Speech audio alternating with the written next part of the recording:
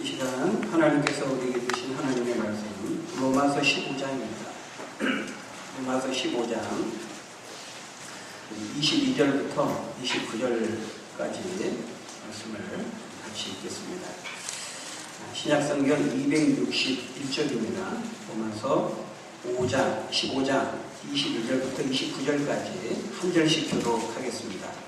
제가 22절을 읽습니다. 그러므로 또한 내가 너희에게 가려 하던 것이 여러 번 막혔더니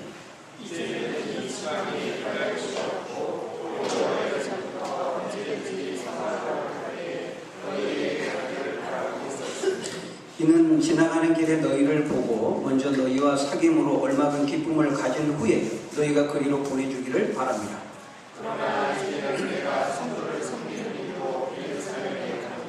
이는 마게도냐와 아가야 사람들이 예루살렘 성도 중 가난한 자들을 위하여 기쁘게 얼마를 연보하였습니다.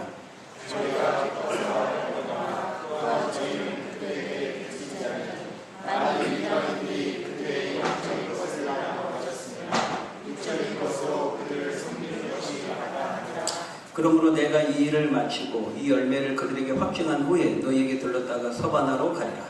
내가 너희에게 나아갈 때에 그리스도의 충만한 복을 가지고 갈 줄을 아노라. 아멘.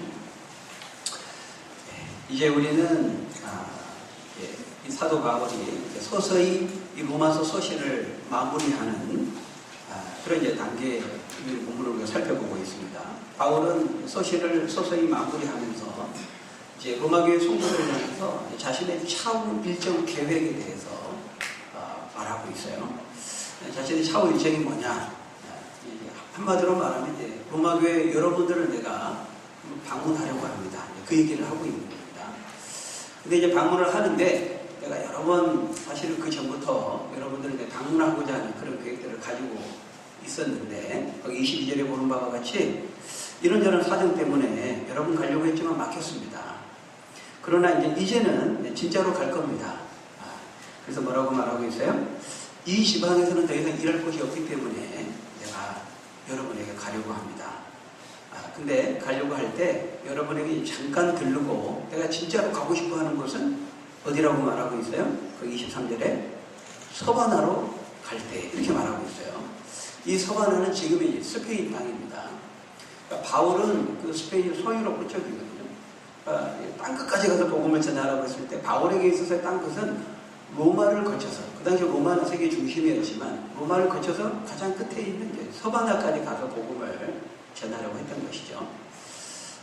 그런데 이제 서바나로 가기 전에 잠깐 여러분, 로마교회 여러분들을 들러서 그 다음에 서바나로 가려고 합니다. 서바나로 갈 때 여러분들이 24절에 보면 너희가 그리로 보내주기를 바랍니다. 이렇게 말하고 있어요. 바울이 그냥 가면 되잖아요. 로마교회 성도들이 못 가겠습니까? 아니잖아요. 근데 이게 무슨 말인가? 여러분들 잠깐 만나서 교제하고 사귐의 기쁨을 누린 다음에 내가 여러분을 거쳐서 서바나로 가기를 원하는데 그때 여러분들이 나를 좀 그리로 보내주기를 바랍니다. 이렇게 말하고 있거든요. 여러분들이 나를 그리로 보내주기 바랍니다. 이게 무슨 말일까요? 사도 바울 혼자 가도 되지만 이렇게 말하는 것은 물질적인 지원을 요청하고 있는 겁니다. 그러니까 물질적인 헌금을 통해서 우리가 이렇게 복음을 전하기 위해서는 하나님의 일을 하기 위해서는 실제적으로 헌금, 돈이 필요하고 많은 물질이 소요되거든요. 왜냐하면 복음을 전하기 위해서는 때로는 빵도 줘야 되고 또 그들이 입을 옷도 줘야 되고 또 성경 말씀을 가르쳐야 되니까 성경을 보급하기 위해서는 또 선교사가 거기에 이제 전임으로 이렇게 뭐 단기 선교 뭐 한 달, 몇 주 이렇게 갔다 오는 게 아니고 복음을 계속해서 거기에 정착해서 그 지방민들과 함께 하면서 복음을 전하기 위해서는 또 생활도 해야 되거든요. 그러니까 이렇게 저렇게 들어가는 비용들이 많이 들어가는 겁니다. 그래서 내가 여러분들을 거쳐 서바나로 갈 때 여러분들이 그렇게 물질적인 지원을 통해서 나를 보내주기를 원합니다. 이렇게 말하고 있는 것이죠. 그러니까 우리가 성경에 보면 바울은 자비랑 선교를 많이 했습니다. 왜냐하면 바울은 이렇게 천막 텐트 메이커, 천막을 만드는 은사가 있었기 때문에요. 그가 이제 상황에 따라서는 그가 직접 일을 하면서 그 삭스로 생활을 하고 또 복음을 전하는 일을 했죠. 그러나 바울이 항상 그렇게 했던 것만은 아니라는 것을 우리가 기억할 필요가 있습니다. 나중에 이제 우리가 이제 16장에 가서도 보게 되겠지만 바울이 이렇게 많은 지역을 이렇게 이동하면서 복음을 전할 수 있었던 것은 바울에게 물심양면으로, 기도로, 물질로, 헌금으로 조력하고 협력하고 후원했던 그런 많은 주의 지체들이 있었다는 것을 우리에게 보여주고 있어요. 그래서 우리가 이 자비랑 성교만이 이 성경적인 것이 아니다라는 것을 기억할 필요가 있습니다. 사실은 제가 옛날에 그렇게 생각했거든요. 물질적인 뭔가 기도 요청을 하면서 물질적인 지원과 요청을 하는 것은 왠지 조금 좀 인간적인 것 같고, 제가 그렇게 생각을 했어요.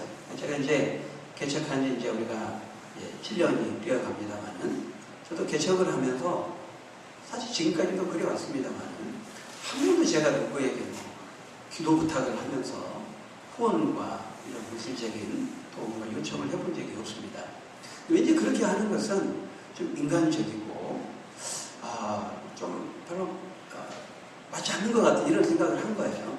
하나님이 나에게 필요한 것을 주님이 다 아시니까 정말 하나님이 공급해 주시고자 하신다면 사람들을 붙여주실 것이고, 또 그들의 마음을 움직여서 하나님이 주권적인 만물의 주인 되신 하나님이 그렇게 해주실 텐데, 구체하게 막 이렇게 도움을 요청하는 것은 왠지 좀 인간적이고 별로 이렇게 좋아 보이지가 않았어요. 그래서 비슷한 상황에서 이렇게 동역을 하는 다른 목사님들, 선교사님들이 뭔가 이렇게 명함처럼 이렇게 하면서 뭐 요청을 하고 후원 요청을 하고 하는 것에 대해서 말은 제가 하지 않았지만 별로 좋게 보지를 않았던 게 사실이었습니다. 그런데 오늘 본문에 보면은 절대로 그런 물질적인 지원과 후원을 요청하는 것을 터부시하거나 정죄할 필요가 없다는 것을 오늘 본문은 보여주고 있어요. 이 바울이 지금 그렇게 하고 있거든요. 25절 이하에도 보면 사도 바울은 헌금을 가지고 예루살렘 교회에 전달하는 일을 먼저 긴급히 한 다음에 내가 여러분 로마교회에 여러분들을 방문하려고 합니다. 그러니까 바울의 계획은 서바나까지 가서 복음을 전하는 것이고, 거기를 가기 전에 로마 교회 여러분들을 들러서 서바나로 가려고 합니다. 그때 여러분들이 나를 이쪽으로 보내줄 수 있도록 헌금을 좀 준비해 주면 좋겠습니다. 그러나 지금 당장은 제가 예루살렘에 기급하게 헌금을 전달하는 일 때문에 가려고 합니다. 그래서 그 일을 한 다음에 여러분이 들려서 서바나로 가려고 합니다. 이렇게 얘기하고 있거든요. 그러면서 그 예루살렘에 가는 그 일을 뭐라고 말하냐면 25절에 약간 성도를 섬기는 일로 예루살렘에 가는 일, 이렇게 말하고 있어요. 이 성도 섬기는 일이라고 하는 것은 헌금을 전달해서 예루살렘 교회에 있는 어려움 당한 성도들을 구제하고 돕는 일을 말하는 것입니다.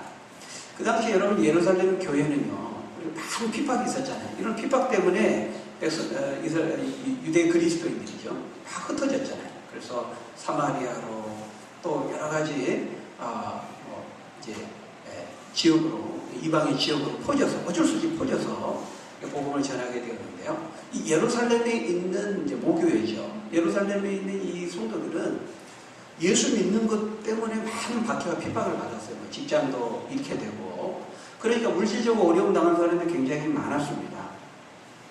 그래서 바울은 이 예루살렘에 있는 모교회, 예루살렘에 있는 이 성도들을 위해서 이방 지역에 있는 성도들이 낸 헌금의 일정 부분을 모아서 예루살렘에 있는 그 교회를 돕기 위해서 전달하고자 했던 것이죠.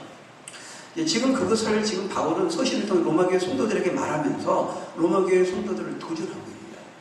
지금 바울이 있는, 그래서 오늘 보면 그 26절에 보면요, 우리 26절 한번 같이 읽어볼까요? 우리 26절 한번 같이 읽어봅니다. 시작. 이는 마게도냐와 아가야 사람들이 예루살렘 성도 중 가난한 자들을 위하여 기쁘게 얼마를 연보하였습니다. 지금 바울이 마게도냐와 아가야에 있는 그 교회의 성도들이 헌금한 일정 금액을 모아서 예루살렘 내에 좀 전달하려고 합니다. 그 얘기를 지금 로마교회 성도들이 하고 있는 거거든요. 이 하고 있는 의도가 있는 겁니다. 이들을 마게도냐와 아가야 사람들을 통해서 그들을 예로 들면서 지금 도전을 주고 있는 거예요. 너희들도 좀 그랬으면 좋겠다. 이 얘기를 하고 있는 겁니다. 그러면서 27절 넘어가서 읽어봅니다. 시작. 저희가 기뻐서 하였거니와 또한 저희는 그들에게 비친 자니 만일 이방인들이 그들의 영적인 것을 나눠 가졌으면 육적인 것으로 그들을 숨기는 것이 마땅하니라.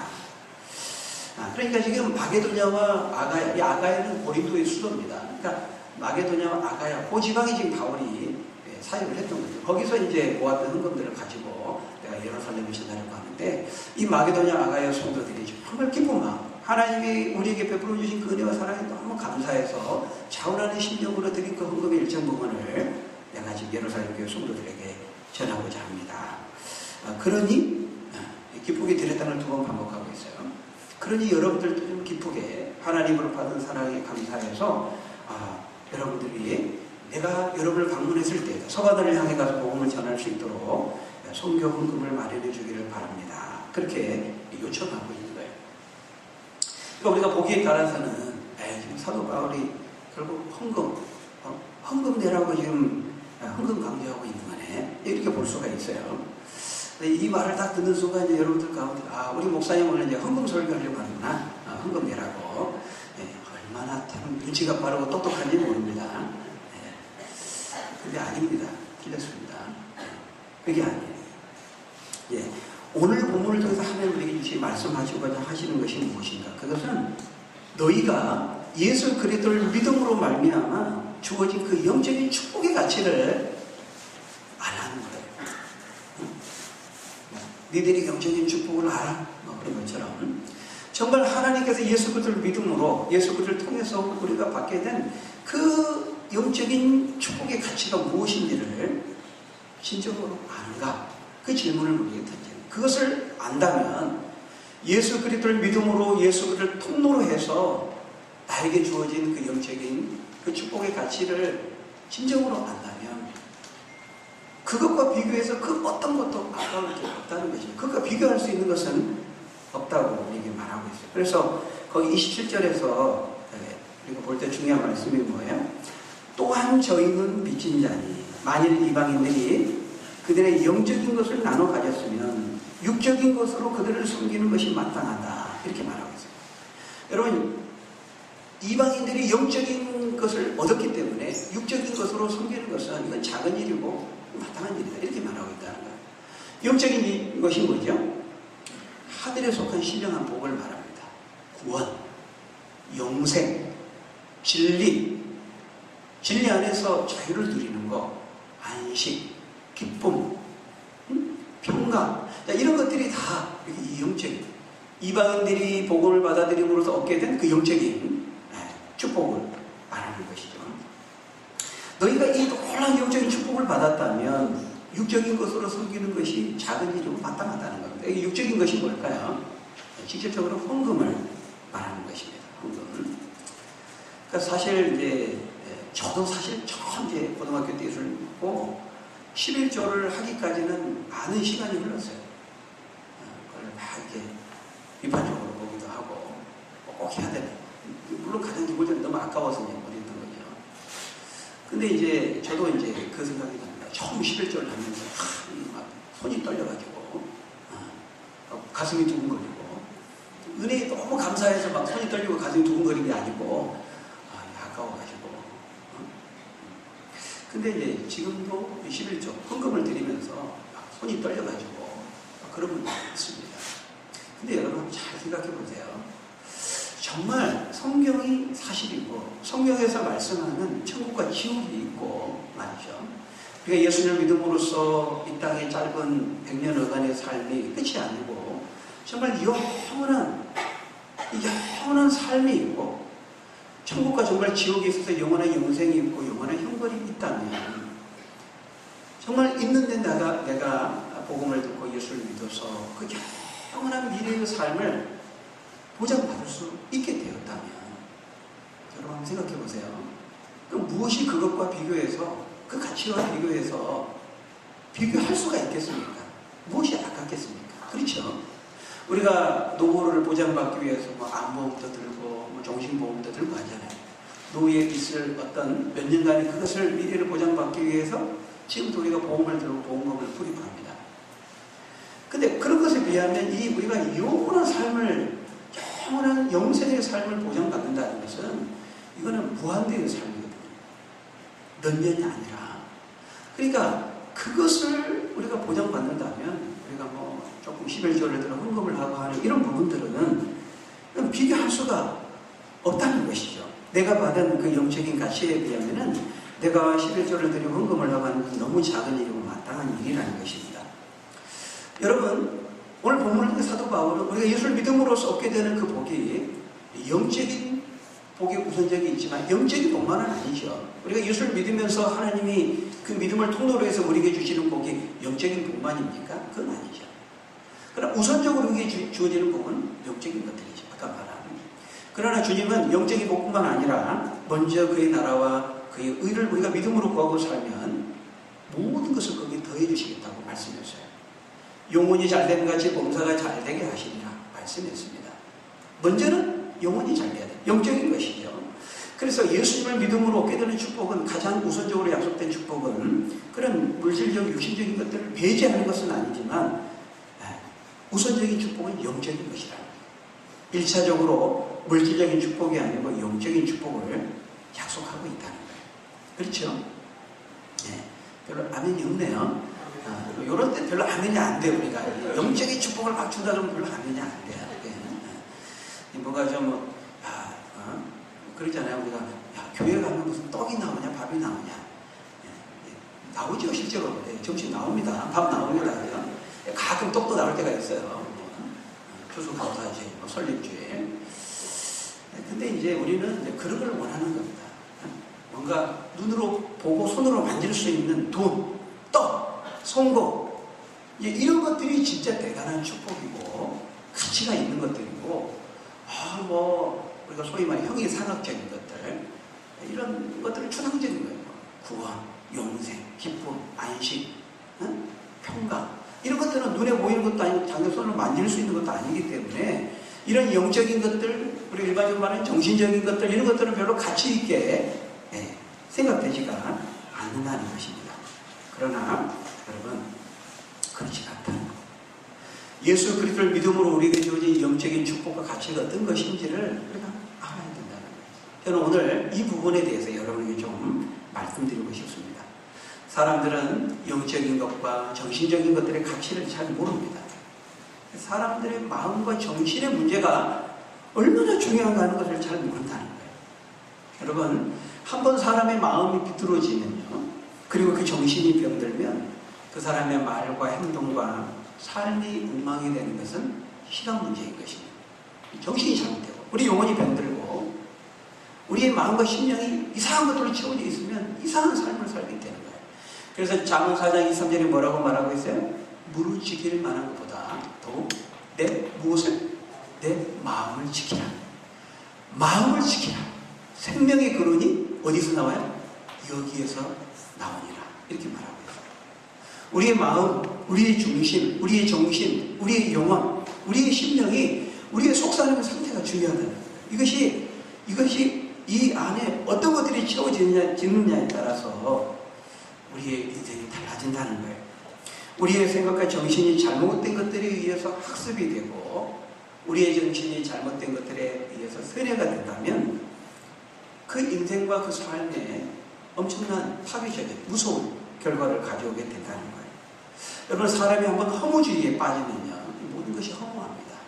염세적이 됩니다. 의욕이 없습니다. 우울하고 무기력하고. 그래서 여러분, 이런 허무주의 사상으로 우리의 마음이 채워지면요, 잘못된 사람은 자살하잖아요. 우울증에 걸리고 무기력증에 걸리고 뭘 해도 허무하거든요. 우리 자녀들이 한번 이런 허무주의 사상에 빠지면요, 여러분 생각해보면 어떻게 될까요? 생각만 해도 끔찍하죠. 이런 허무주의, 쾌락주의. 인생 한번 즐기며 살다 가는 것이 인생이지 뭐.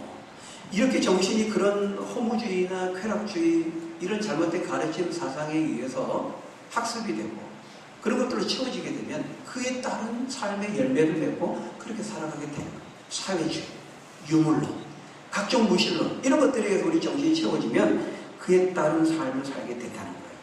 여러분, 이 유물론 같은 사상에 빠지게 되면요, 모든 것을 물질의 관점에서만 봅니다. 이 유물론이 결국 사회주의의 공산주의의 기초를 이루게 되잖아요. 그죠? 근데 이 유물론의 기초를, 유물론이 한 사람이 유물론 이렇게 말한 것이 아니고요. 여러 사람, 소위 말하는 철학자들이 이렇게 말하고 그런 사상들이 받아들이고 또 적용하고 또 이렇게 확대시키고 이렇게 해서요, 이제 유물론이라는 사상이 만들어지는 겁니다. 그리고 그런 또 유물론을 기초로 해서 뭐 사회주의 공산주의 이런 것들이 만들어지는 거죠. 근데 그 가장 기초를 놓았던 고대 철학자 중에 한 사람이 데모크리토스라는 사람이 있어요. 그리스 헬라 철학자 중에. 이 사람이 뭐라고 말하냐면 모든 만물은 최소 단위가 이제 원자다 이렇게 말했어요. 그러니까 모든 만물은 물질로 이루어져 있는데 그 물질을 쪼개면 결국 뭐가 되느냐. 그게 이제 원리거든요. 만물의 원리. 만물을 구성하는 근본 물질이죠. 그게 뭐냐면 원자다 이렇게 말했어요. 굉장히 탁월한 발견입니다. 근데 이제 나중에 우리 현대 과학에 보니까 원자가 최소 단위가 아니고 뭐예요? 원자는 다시도 쪼개지죠. 원자핵과 전자로만 나눠지고 또 원자핵 뭐 중성자, 양성자, 뭐 쿼크 이런 막 그런 그 단위들이 있어요. 근데 어쨌든 이 사람은 그 당시에 뭐 현미경도 없을 테니까요. 예를 들면 우리 사람 쪼개 우리 물로 되어 있지 않아요. 근데 물을 더 쪼개고 뭐가 나냐? 원자가 나온다는 거예요. 그러니까 결국 모든 만물은 원자의 결합 이렇게 이제 주장한 거예요. 또 어떤 사람은 탈레스 같은 사람은 아니다, 물이다 이렇게 말하는 거죠. 또 어떤 사람은 아니다, 불이다, 흙이다 이렇게 만물을 보니까 나무다, 아니다, 철이다 이런 거예요. 그래서 여러분 이런 것들이 월화수목금토일이 된 거예요. 월화수목. 월은 달이고 일은 태양이고 그리고 태양과 달을 제외한 뭐예요? 화, 불이잖아요. 물, 나무, 철. 그러니까 이런 것들이 가장 근본 문제이고 이런 것들에 의해서 우리 만물이 형성되고 이 세상이 이런 것들이 형성되다 이렇게 보는 거죠. 피타고라스 같은 사람은 철학자는 아니다, 숫자다 그렇게 말하게 됐어요. 감추어져 있지만 사실 숫자다 이렇게 말하게 됐는데 이 데모크리토스라는 사람은 원자다 이렇게 말하는 거예요. 근데 여러분 이것이 모든 만물은 물질로 이루어지고 그 물질에서 원자로 됐다 이렇게 해서 이제 유물론이 이제 나중에 형성이 되고 그것이 사회주의를 이루게 되는데요. 한번 이런 유물론적인 사고를 가지고 보게 되면요, 모든 것을 물질로 보는데요. 이게 왜 무섭고 위험하냐면 이런 관점으로 꽃을 보면요, 꽃도 뭐냐면 저거 원자가 이렇게 결합된 거야 이렇게 이제 보기 시작한다는 거예요. 그러면 하나님이 만드신 아름다운 개나리꽃, 진달래꽃 이렇게 보는 것이 아니라 원자의 결합일 뿐이야 이렇게 보는 거예요. 그럼 인간은 뭐냐? 인간도 원자의 결합일 뿐입니다. 하나님의 형상을 따라 만들어진 인격적인 존재가 아니고요, 어떤 물질의 결합이고 원자의 결합이라고 본다는 겁니다. 이런 유물론은 모든 걸 물질의 관점을 보니까. 그러면 그런 관점에서 인간을 보면 인간이 존엄하게 보일까요? 생명을 경시하게 되는 것입니다. 그래서 사람 하나 죽이는 것은 일도 아니게 되는 것이죠. 그래서 이런 유물론의 기초에서 공산주의 또 사회주의가 만들어지고 그런 사회주의 이론의 기초에서 옛날 소련 스탈린, 그 중국의 마오쩌둥, 중국의 누구죠? 마오쩌둥 맞죠? 모택동 이런 사람들이요, 혁명을 하면서 수용소를 짓고 엄청나게 많은 사람들을 진짜 우리의 상상을 뛰어넘을 정도로 많은 사람을 죽였습니다. 근데 왜 그렇게 할 수 있었는가? 이런 이념과 이데올로기, 사상이 그런 유물론의 기초에서 그렇기 때문에 그래요. 그러니까 그렇게 많은 사람들 죽일 때 눈 하나 깜짝하지 않고 할 수 있는 거예요. 우리 북한의 그 김정일, 김일성, 김정은도 마찬가지죠. 근데 그렇게 할 수 있었던 근저에는 이런 사상과 이념이 있기 때문에 바로 거기서부터 시작이 됐다. 이런 잘못된 철학, 사상, 정신 이런 데서 나왔다는 거죠. 그래서 여러분 우리 기독교 이단들도 마찬가지입니다. 이단도 하나님의 말씀을 잘못 이해하고 해석하고 그것을 잘못 교리화하면요, 그것으로 세뇌가 되면 신천지 같은 거 보세요. 모든 이단들이 그렇지만 부모도 안 보입니다. 부모를 마귀로 부모를 대적하는 것이 영적인 싸움을 싸우는 거라고 생각해요. 부모를 악마 취급하고 부모에게 대적하고 투쟁하는 것이 성경에서 말씀하는 영적인 무슨 전쟁처럼 이해한다는 거예요. 그런 사고를 딱 갖게 되면 탑재가 되면은 무서운 겁니다. 그래서 사상이 무서운 거예요. 그러니까 우리가 어떤 그 정신, 어떤 생각 이런 것들은 단순히 그것으로 끝나는 것이 아니라는 거예요. 우리의 마음과 정신이 어떤 잘못된 것들로 인해서 더럽혀지고 학습이 되고 세뇌가 되면은 악한 것들로 채워지면 그의 삶도 더러워지고 악한 삶을 결과하게 된다는 거예요. 그래서 사단은 오늘날 우리 정신세계에 영향을 미치고 이런 가치관과 사고방식을 결정하는 이런 문화와 사상들을 무기 삼아서 오늘날 우리 현대인들을 공격하고 유혹하고 있는 것입니다.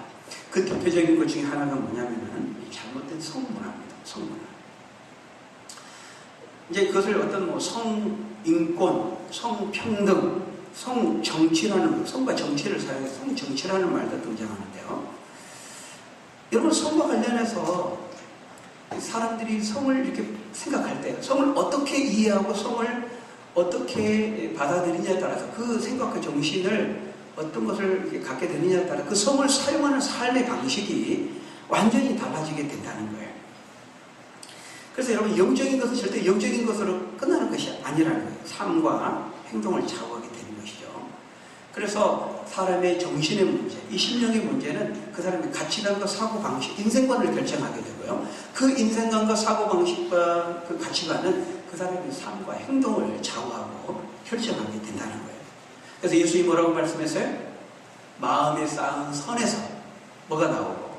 선이 나오고, 마음에 쌓은 악에서 악한 것이 나옵니다. 이는 마음에 가득한 것을 입으로 말합니다. 우리 마음속에 가득한 것이 말을 통해서 나오고 행동을 통해서 나오고 그렇게 해서 삶이 결정되고 좌우된다. 그렇게 예수님이 말씀하고 있어요. 여러분, 우리가 성을 이해할 때 우리 믿는 사람들 어떻게 이해합니까? 성을 하나님이 남자와 여자를 만드시고 창조하셨고, 그리고 성을 가진 남성으로 만들고 성을 가진 여성으로 창조하셨다고 우리는 믿어요. 그래서 남성과 여성이라고 하는 이 성을 우리에게 선물로 주셔서 그것을 결혼이라고 하는 울타리 안에서 성을 서로 사랑하면서 만족하면서 사랑하도록 사용하도록 그렇게 말씀하고 있죠. 우리는 그 성경의 가르침이 옳다고 믿고 그렇게 우리는 성을 사용하는 사람들입니다. 그런데 요즘 사람들은 어떻게 생각합니까? 그것은 다 기독교에서 고리타분하고 골치 아프게 그렇게 인간의 자유를 구속하고 억압하기 위해서 만들어낸 하나의 지배 이데올로기일 뿐이다. 이렇게 사람들이 주장합니다. 여러분, 요즘 이 성에 대해서 희한하게 생각하는 사람들이 엄청나게 점점 많아지고 있어요. 이게 세계적으로 다수와 대세를 이루고 있고 우리나라도 지금 예외가 아닙니다.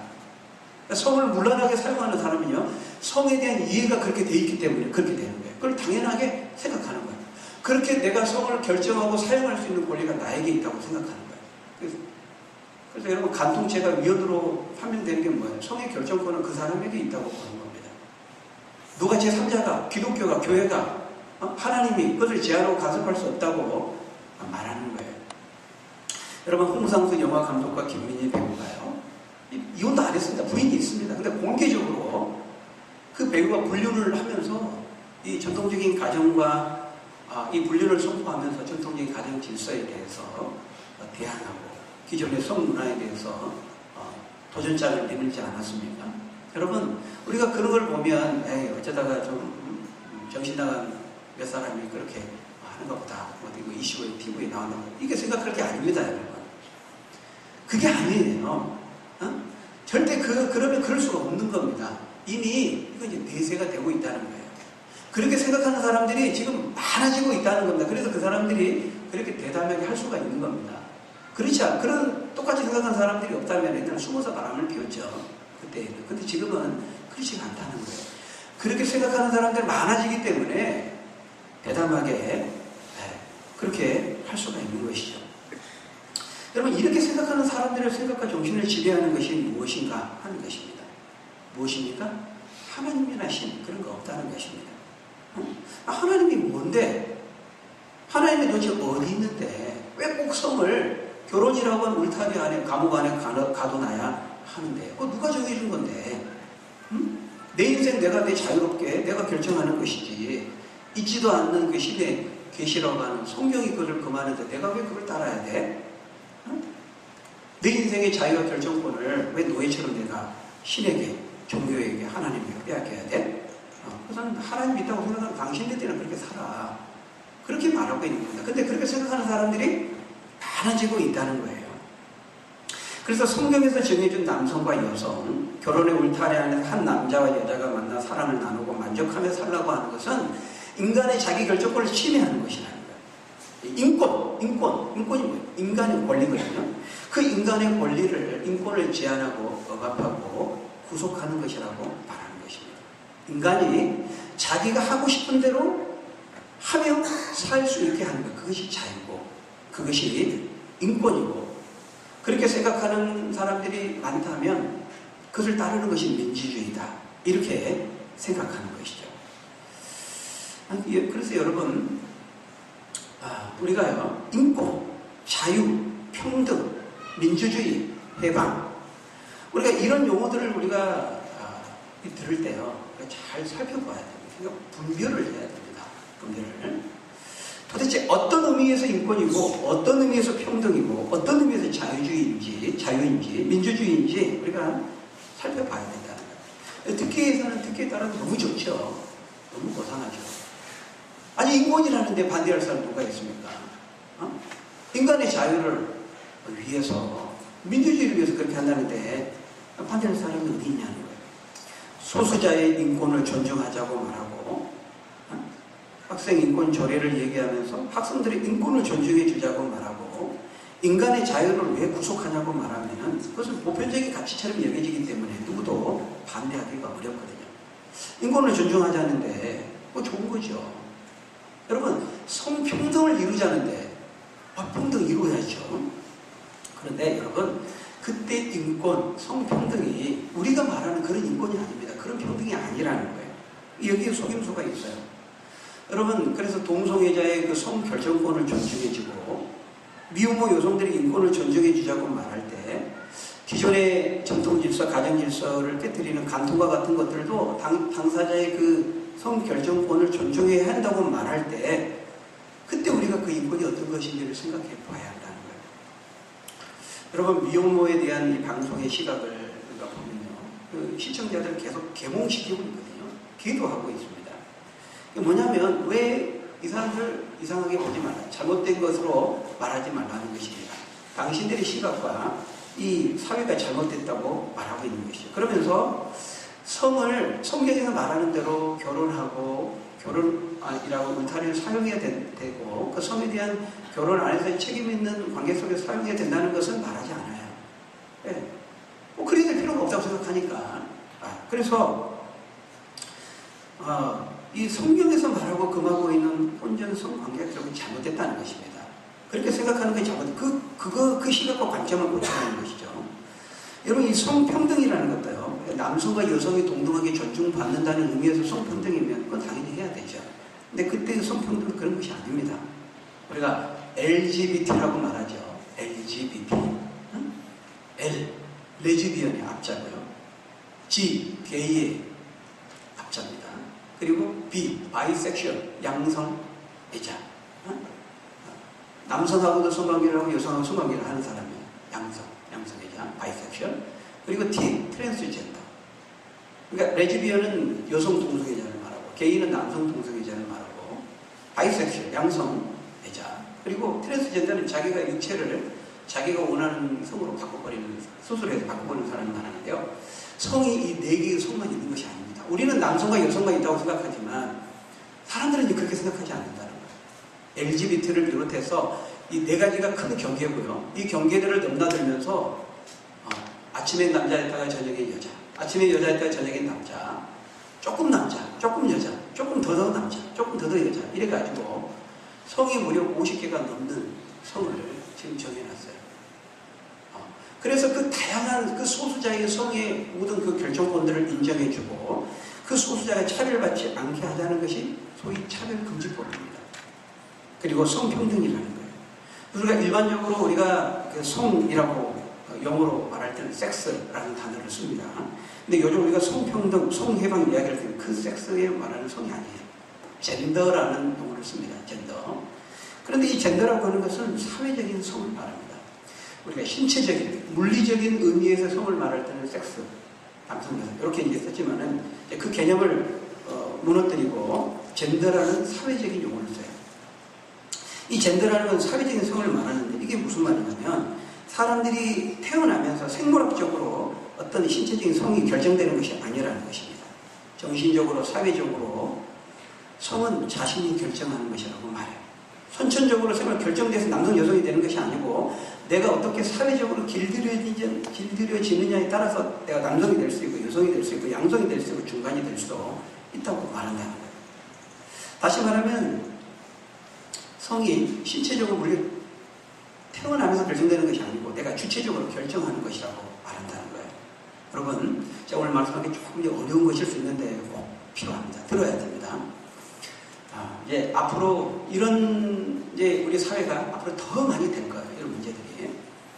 근데 이게 무슨 말이냐면 기존에 우리 동양이든 서양이든 우리 서양에서는 이제 하나님이라고 그러고요. 동양에서는 뭐 꼭 하나님이 아니어도 조물주 우리가 이런 것을 사용하면서 어떻게 표현하든지 신이 남자와 여자를 만들고 꼭 하나님을 인정하지 않더라도 모든 만물에 음양이 있고 암컷과 수컷이 있고 남자와 여자가 있다고 하는 것이 신의 이치고 만물의 이치라고 생각했는데 그게 아니라는 거예요. 그런 것들은 종교, 특히 기독교적인 세뇌의 산물일 뿐이라고 말하는 것입니다. 그리고 그 기독교가 그걸 그렇게 퍼뜨리고 가르치는 것은 지배 이데올로기를 정당화하기 위해서 국가의 권력을 가진 기득권자들이 자본가들이 자신의 권력 기반을 공고히 하기 위해서 남성과 여성이라는 성 이데올로기를 만들었고 남성이 여성을 거기에 종속시켰던 교회가 그 이론, 그 이데올로기를 종교적으로 이론적으로 정당화했던 가르침이었다고 말하는 거예요.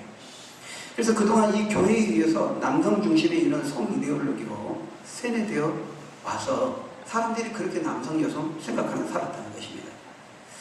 원래 여자는 여성이라는 여성성을 가지고 태어나는 것이 아니라는 거예요. 남성도, 남자도 남성이라는 남성성을 가지고 태어나는 것이 아니고요. 사회적으로 학습되고 세뇌된 결과라는 거예요. 봐라. 여자아이들 어렸을 때부터 분홍색 입히고 인형 손에 쥐어주면서 여자는 이래야 돼. 이렇게 자꾸 들으면서 성장하니까 그런 전통적 여성이 됐다는 겁니다. 근데 그렇게 한 가장 주동 세력이 이제 교회죠. 교회는 질서와 권위를 강조하기 때문에 성경 말씀을 따라서. 그리고 남자들도 태어나면서 파란색 입히고 로봇 총 가지고 돌도록 하니까 남자들이 그렇게 됐다는 겁니다. 여러분 어떻게 생각하세요? 남자가 아이 낳을 수 있습니까? 여성이 행동이 몸가짐이 남자보다 더 수동적이고 소극적이고 조신하고 하는 것은 아이를 낳고 해야 되기 때문에 그런 거예요. 이제 뭐 이런 얘기까지 하면 제가 길어지니까요. 여러분 몸의 신체 근육이나 근본적으로 다른 겁니다. 근육을 쓰는 정도는. 근데 이런 것도 인정하지 않는 겁니다. 남자들이 할 수 있는 여자들이 다 할 수 있다고 생각하는 것이죠. 그래서 이런 것들은 세뇌의 결과라고 말하는 것입니다. 그래서 성은 남성과 여성이 있는 것이 아니라 아까 말한 LGBT 그리고 그 네 가지의 경계를 넘나들면서 50개가 넘는 그런 성이 있고 그 소수자의 각각의 그 성을 결정권과 인권을 존중해 줘야 하고 그것을 인정하지 않고 금하는 것은 인권을 짓밟는 것이고 금기와 그런 제한을 철폐하는 것이 성해방이고 인간해방이라고 가르치고 있는 것입니다. 인간의 권한이고 내가 결정할 문제인데 하나님이 간섭하고 교회가 안 된다고 말하고 왜 니들이 참견하고 간섭하느냐 하는 것이죠. 여러분 서구 유럽도 이런 사상에 거의 지배가 되어 있습니다. 물밀듯이 쓰나미처럼 우리 한국에 지금 들어오고 있습니다. 그런 거 보이십니까? 여러분 사탄이요 우리 이제 사람들을 미혹하고 교회를 공격하는 것은 옛날처럼 촌스럽게 뭐 기독교 물러가라 뭐 물리적으로 막 박해하면서 또 종교는 아편이다 교회를 무너뜨리자 그런 방식으로 하지 않는다는 걸 우리가 알아야 됩니다. 이렇게 문화적으로 아주 세련되게 평등, 인권, 자유 민주주의, 해방, 아주 근사한, 그 누구도 거부할 수 없는 이런 보편적인 가치들을 포장해가지고 그렇게 결국 그렇게 해서 하나님의 질서를 거부하는 거거든요. 여러분 50개가 넘는 이런 성을 내가 결정해서 이제 살아가게 되면요, 주변에 이제 희한한 광경을 보게 되는 겁니다. 지금도 이제 외국에서는요, 남자 화장실, 여자 화장실이 있는 게 아니라 중간 화장실이 따로 있어요. 그러니까 여러분 이제 그런 문화 속에 우리가 이제 살아. 이제 어렸을 때부터 우리 아이들이, 우리 다음 세대들이 이제 그런 것을 이제 보면서 듣고 자라면서 살아간다고 하면 어떻게 되겠어요? 예수 믿지 말라고 해도 자연스럽게 안 믿게 됩니다. 하나님이 없다고 막 강조하지 않아도 하나님 없다고 자연스럽게 생각하게 된다는 거예요. 왜? 성경은 남자와 여자를 하나님 만드시고 남성, 여성이 있다고 말하는데 주변에 보면 아니거든요. 남자와 여자만 있는 것이 아니거든요. 늘 보고 듣는 사람들이 성경하고 안 맞는 남자와 여자만 있는 것이 아니라는 거예요. 성경은 허무맹랑한 말도 안 되는 책이 되고 마는 것이죠. 여러분, 소위 인권의 이름으로 주장되는 것들이 다 하나같이 성경이 금하는 것들이 많습니다. 그런데 사랑을 실천해야 되는 우리의 관점에서 보면요, 소수자들이 차별을 받고 또 그들을 금기시하면서 흥겹게 살아가는 사람을 사랑하는 것은 우리 성도들이 해야 되는 거잖아요. 그죠? 우리가 이걸 이제 헷갈려 하는 것입니다. 우리 이걸 잘 분별해야 돼요. 여러분, 동성애자, 미혼모, 그들이 고통을 당하고 또 어떤 점에서 차별을 당하면서 사는 것이 맞습니다. 또 그들을 우리가 사랑하고 그들에게 복음을 전해 구원해야 되는 것도 분명히 맞습니다. 그러나 냉정하게 말해서 그들이 고통을 당하는 것은 하나님의 말씀대로 살지 않고 죄된 방식을 따라 살다가 주어진 고통입니다. 여러분 잘 생각해 보세요. 사기치고 도둑질하고 성폭행하고 사람 죽여서 조폭생활하고 감옥에 간 사람들, 그들도 소수자입니다. 소수자고 그들이 그렇게 함으로써 많은 고통을 겪습니다. 그러면요, 여러분 그 사람들도 소수자니까 그 사람의 인권을 존중해야 됩니까? 똑같은 논리로 하면 그렇게 해야 됩니다. 여러분 그 사람들에게서도요, 만일 동성애자나 미혼모 방송하듯이 잔잔하고 슬픈 음악 깔면서 그 사람들 인터뷰하고 다큐멘터리 형식으로 한번 방송해 보십시오. 그러면요, 사람들이 바로 동정심이 생깁니다. 그렇게 돼 있습니다. 틀림없습니다. 그래서 그 사람들 왜 그 사기칠 수밖에 없었는지, 사람을 죽일 수밖에 없었는지, 그들의 사정과 아픔들을 그 잔잔한 음악을 깔아주면서 이렇게 방송을 하면요, 다 동정적인 생각을 갖게 된다는 거예요. 여러분, 그걸 속아서는 안 된다는 거예요. 그 고통과 슬픔은 성을 하나님의 말씀대로 사용하지 않았기 때문에, 인생을 하나님의 말씀대로 살지 않는 데에서 그 죄가 가져다 준 고통인 것입니다. 물론 우리가 그분들도 사랑해야 되죠. 사랑의 대상이 구원의 대상인 건 맞아요. 그러나 그것은 죄는 죄인 겁니다. 여러분, 예수님께서요, 현장에서 가늠한 여인을 사람들이 붙들고 왔습니다. 돌로 쳐 죽여야 된다고 주장했죠. 그때 예수님 뭐라고 말씀했어요? 죄 없는 자가 돌로 쳐라 이랬습니다. 사람들이 돌을 내리는 거 다 떠났습니다. 그리고 끝났습니까? 여러분? 그것만 보면 안 됩니다. 그 다음이 더 중요합니다. 그 다음에 예수님이 뭐라고 말씀했어요? 오케이. 해. 괜찮아. 너 가서 하고 싶은 대로 살아. 이랬습니까? 지금까지 사람들 계속 앞으로도 괜찮아. 살아. 그랬습니까? 아니죠. 예수님이 뭐라고 말씀해요? 나도 너를 정죄하지 아니하노니 가서 다시는 죄를 범하지 말라. 이렇게 말했습니다. 네가 한 것은 간음죄고 해서는 안 되는 일을 한 것이다. 다만 주님이 그 여자를 불쌍히 여겨서 정죄하고 형벌을 하지는 않았지만은 네가 한 것은 죄고 잘못된 것이고 다시는 그런 죄의 종로를 타는 노예와 같은 삶을 살아서는 안 된다. 이렇게 말씀했다는 거예요.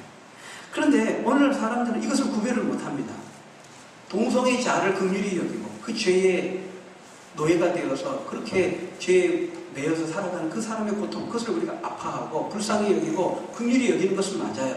그러나 그 동성애 자체는 죄인 거예요. 죄를 죄라고 말해야 된다는 거죠.